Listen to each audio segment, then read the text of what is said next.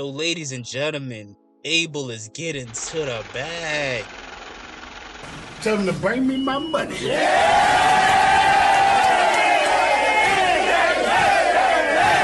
We got to get into that, but before we get into that, make sure you guys hit the like and subscribe button. My name is Mfasis. I am a artist and a content creator who likes to talk about topics related to the world of music and content creation that I find interesting, and this is interesting to me, so we got to dive into this Weeknd situation. Now, the Weeknd is an artist who's a legendary artist at this point. He's been on a generational run for the past 15 years, dropping classics like the mixtape House of Balloons, as well as other classics like his album Beauty Behind the Madness, which in my opinion is his best album, as well as countless other commercially successful albums and singles.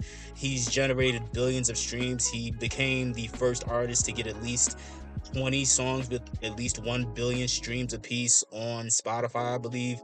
He also has gone on tours that have generated billions of dollars. So he obviously is a very commercially successful artist. That's very safe to say.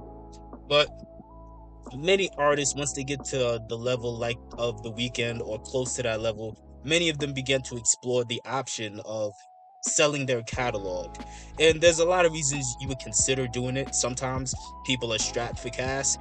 Strapped for cash. Sometimes people, they have other things in mind that they don't want to disclose publicly, and they would like to leverage their catalog in order to get a lump sum of money to follow through on that business venture. But either way, some recent examples of artists selling their catalog was back in like 2022. Future, allegedly he sold his catalog for at least 8 figures, so that means it was at least $10 million. And then also in the same year, Justin Bieber sold his catalog for about roughly $200 million. Now, in this Weeknd case, it's a very unique sort of deal that he inked with Lyric Capital. That's the name of the company. It's the name of the investment firm. They put together a deal where The Weeknd is actually not going to relinquish ownership or creative control over the catalog. So basically, it's more so like he is pretty much using his music catalog as collateral. He's using it as collateral in order to get money out of this investment firm. So almost like when somebody has like a house and they borrow money against the house itself. It's a very interesting strategy that he's employing. So, and again, if you don't know who the company Lyric Capital is, they are, again, an investment firm that prioritizes investing in music catalogs. So some catalogs that they happen to own are Tim McGraw as well as James Aldean. So these are people with deep pockets, and they have several catalogs under their belts that are worth boatloads of money. Now, for the people that are wondering, why would they buy The Weeknd's discography or catalog, or why would they set up this type of deal where they don't really own it? Again, they're just basically kind of loaning money out with the expectation to get that money back and some. Like I said earlier, in this video, you got to remember that The Weeknd is one of the most streamed artists on the planet.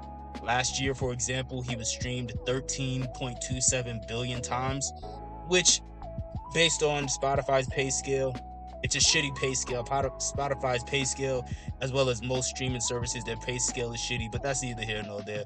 Either way, based off of Spotify's pay scale, that would be the equivalent of about $39 million.